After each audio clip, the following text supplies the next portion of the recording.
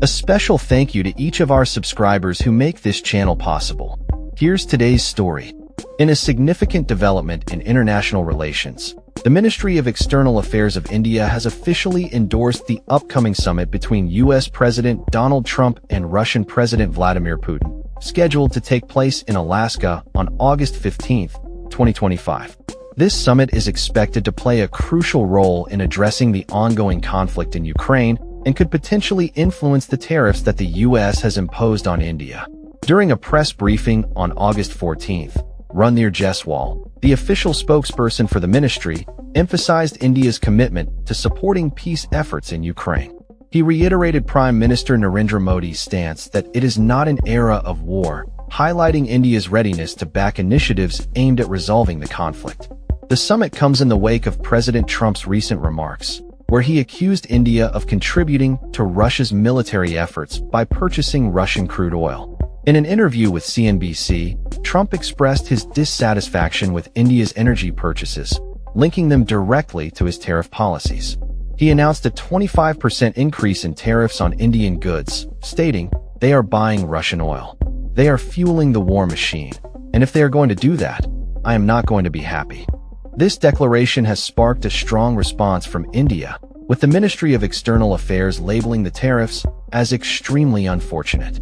In response to the tariffs, Jaiswal clarified that India's imports are driven by market factors and are essential for ensuring the energy security of its 1.4 billion citizens. He described the additional tariffs as unfair, unjustified, and unreasonable. Despite the tension caused by these tariffs, officials in India remain optimistic about the future of India-US relations. Jaiswal acknowledged the challenges posed by the tariffs, but expressed hope that this phase would eventually pass, stating, "This partnership has weathered several transitions and challenges." He emphasized that the relationship between India and the U.S. would continue to develop based on mutual respect and shared interests. Interestingly, the imposition of tariffs has coincided with a thaw in India-China relations. Chinese Foreign Minister Wang Yi is set to visit New Delhi next week for consultations ahead of Prime Minister Modi's upcoming visit to Tianjin for the Shanghai Cooperation Organization (SCO) meeting. Officials have made it clear that India's outreach towards China is not a reaction to any negative trends in its relationship with the U.S. Jaiswal stated, "India-US and India-China relations are on two different tracks. We do not mix up the two." In addition to diplomatic efforts, India has also been actively engaging in discussions with China to facilitate the resumption of border trade through designated trade points, including Lipulekh Pass in Uttarakhand, Shipki La Pass in Himachal Pradesh, and Natha La Pass in Sikkim. These discussions indicate India's commitment to strengthening its economic ties with its neighbors while navigating the complexities of international diplomacy.